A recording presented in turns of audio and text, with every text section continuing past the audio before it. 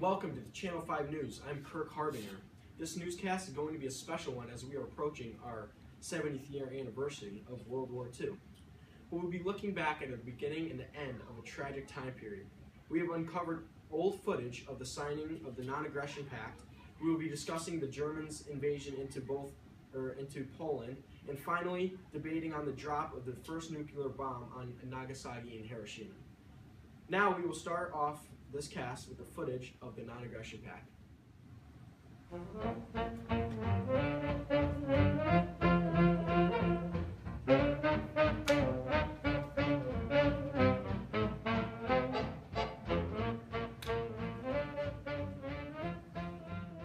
And now on to the Nazi occupation of Poland.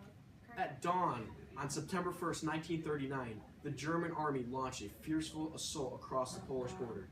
The Luftwaffe sent its bombers and fighters to attack airfields, railheads, troop concentrations, or anything else considered important to the command and movement of the Polish armed forces. The first blitzkrieg had begun. 1 hour later, German troops attacked from the north and south, intent on encircling the Polish army. The Poles fell back only to find German troops. Now we will go to our professional analysts in a friendly debate over the bombing of Nagasaki and Hiroshima about whether it was a good decision or With not. us today is Eric Devine, and we'll be discussing the matter of the atomic bomb drop on Japan. Was it necessary or was it horrifyingly wrong? That is for you to decide with our debate. So, Mr. Devine, you stand with the bombing of Japan? Yes, I do. Where it stands for the bombing, I believe that it is necessary. Was it a happy solution? In no way. But it was, by all means, necessary. More people overall would have died. And with that, if the troops were to go and invade that country, millions upon millions would have died, and perhaps even more civilians. So overall, I thought it was the best way.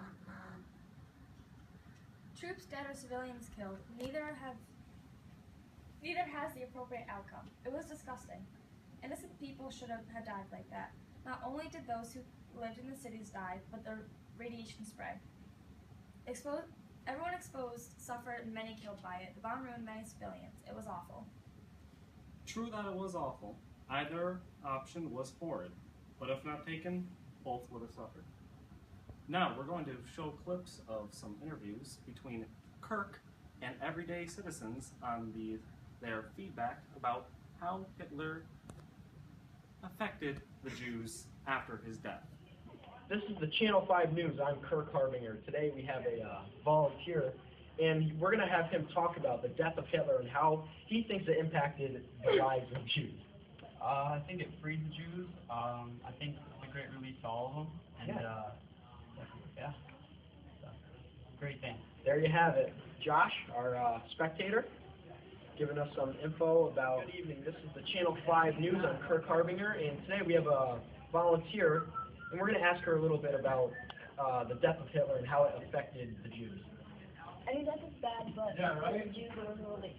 Okay. Hello, this is Eric Devine with the Channel 5 News. Now I'm here with a young man named Kyle. Now, Kyle, how would you say that Hitler's death affected the Jews? Well, you know, it gave them some pride, you see, but they were looking back, okay? They were looking back on the sad times that they had, but, you know, they were also looking forward, Jeff. Excuse me. You know, I don't know, it was just an overall bad time. You know, like, we get through.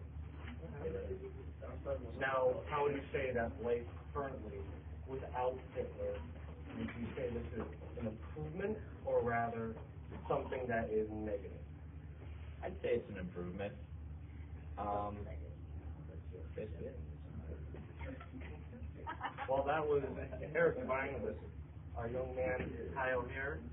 Later on. And that's all the time we have here today, folks. Thanks for staying tuned to Channel 5 News. I'm Kirk Harbinger, reminding you to stay peachy.